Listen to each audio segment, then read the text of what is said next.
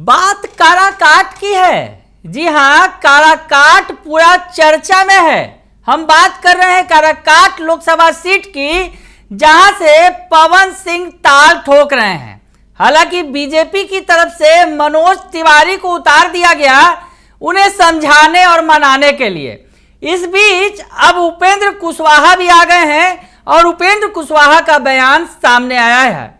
नमस्कार, दर्शन न्यूज में आपका स्वागत है। मैं हूं अनुराग।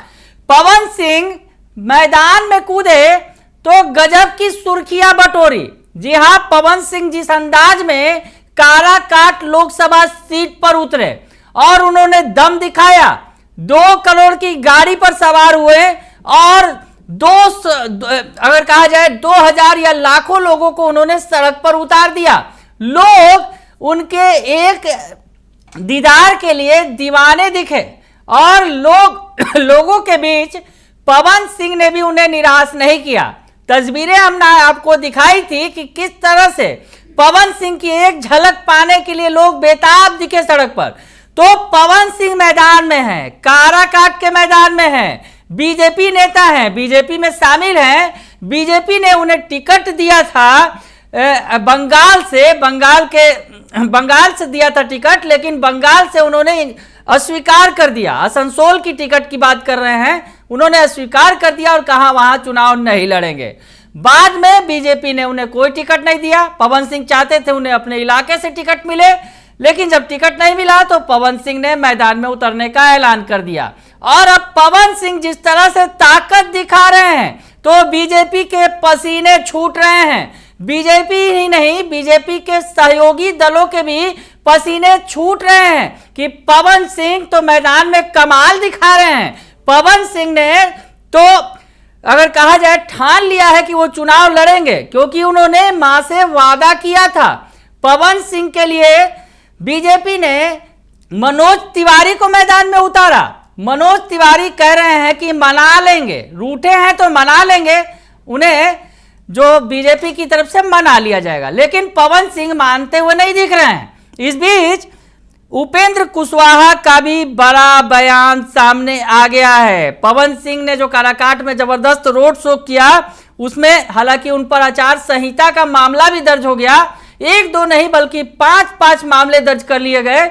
वैसी स्थिति में उपेंद्र कुशवाहा अब सामने आए हैं। और उपेंद्र कुशवाहा आपको बता दें कि काराकाट से मुख्य उम्मीदवार है, एनडीए के उम्मीदवार है, एनडीए के सहयोगी दल है, आरएमएल उनकी जो पार्टी है उसके उम्मीदवार हैं और एनडीए के उम्मीदवार के तौर पर वो ताल ठोक रहे हैं। उनके सामने सीपीआई-एमएल के हैं, जो सीपीआई-एमएल के जो कैंडिडेट हैं वो खड़े हैं। वैसी स्थिति में कुशवाहा के इस 2 आमने सामने की लड़ाई के बीच में पवन सिंह की एंट्री होने के बाद समीकरण बदलते दिख रहे हैं, तस्वीर बदलती दिख रही है। और माना यह जा रहा है कि पवन सिंह की एंट्री के बाद सबसे ज्यादा परेशानी में कुशवाहा ही पड़ने वाले हैं। हालांकि कुशवाहा हंसते हुए तमाम सवालों का जवाब दे रहे हैं और कह रहे हैं कि पवन सिंह के जवाब में मनोज तिवारी हैं उनके पास, वो आएंगे चुनाव का प्रचार करने। क्या कुछ कह रहे हैं उपेंद्र कुशवाहा, सुनिए आप। देखिए, फिल्म अभिनेता उन्हें लगता है कि उसका कोई बहुत मतलब है।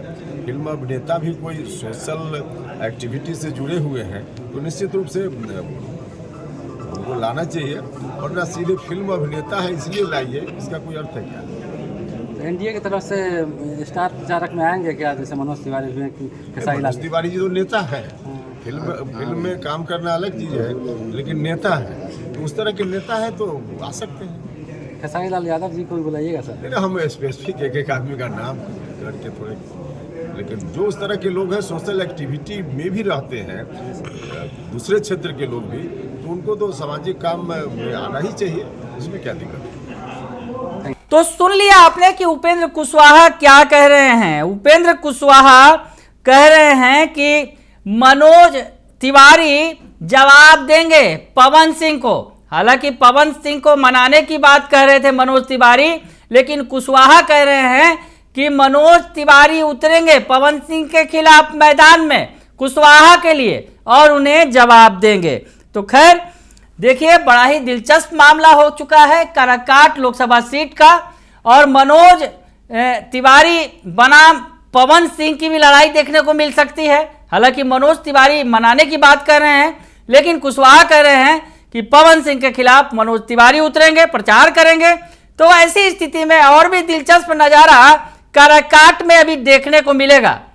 तो थोड़ा सा इंतजार कीजिए, क्योंकि काराकाट की जंग जो है उसमें वक्त है, अभी 7वें चरण में चुनाव होना है। तो ऐसी स्थिति में थोड़ा इंतजार का मजा लीजिए। बने रहिए दर्श न्यूज के साथ, तमाम खबरों से आपको अपडेट रखेंगे। फिलहाल के लिए इतना ही, धन्यवाद।